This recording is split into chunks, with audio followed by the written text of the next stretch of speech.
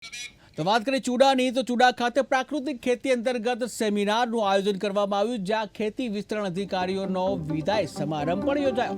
તેની ખેતી વિસ્તરણ અધિકારી SR પટેલ નિવૃત્ત કે જ્યાં ઝેર મુક્ત ખેતી પદ્ધતિનો વ્યાપ વધારવા એ અંગેનું મહત્વ સમજાવવામાં આવ્યું છે। ત્યારે કૃષિ વિશે ખેડૂતોને વિશેષ માર્ગદર્શન પણ આપવામાં આવ્યું છે કે જ્યાં એક સેમિનારનું આયોજન કરવામાં આવ્યું। ચૂડા ખાતે પ્રાકૃતિક ખેતી અંતર્ગત સેમિનારનું આયોજન કરવામાં આવ્યું હતું, ત્યારે ખેતી વિસ્તરણ અધિકારીનો વિદાય સમારંભ પણ રાખવામાં આવ્યો હતો। અને જ્યાં ખેતી વિસ્તરણ અધિકારી SR પટેલ નિવૃત્ત થઈ રહ્યા છે, ત્યારે ઝેર મુક્ત ખેતી પદ્ધતિ છે તેનો વ્યાપ વધારવા જે મહત્વ સમજાવવામાં આવ્યું છે, ત્યારે કૃષિ વિશે ખેડૂતોને વિશેષ માર્ગદર્શન પણ આપવામાં આવ્યું। 30/6/2023 રોજ વય મર્યાદાથી મારી નોકરીમાંથી હું વિદાય થયેલ છું।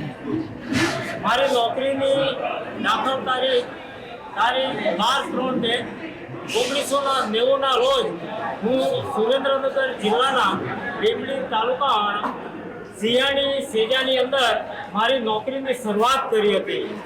આજે હું 34 વર્ષ 3 મહિના અને 18 દિવસની નોકરીનો સમયગાળો પૂર્ણ કરીને નિવૃત્ત થાઉં છું। ચૂડા તાલુકાની અંદર જે મને 18 થી 20 વર્ષ સુધી જે ખેડૂતો સાથે કામગીરી કરવાનો મોકો મળ્યો, સરકારશ્રીની યોજના જે કોઈ સરકારશ્રીમાંથી આવે છે એ ખેડૂતો સુધી પહોંચે એ માટે પૂરેપૂરા હું અને મારા ગ્રામ સેવક ભાઈઓ અને અમારી જિલ્લા પંચાયત ખેતીવાડી શાખાના તમામ અધિકારીઓના અથાગ પ્રયત્નોથી સરકારની યોજના ખેડૂતો સુધી પહોંચે એ માટે અમે પૂરેપૂરા પ્રયત્નો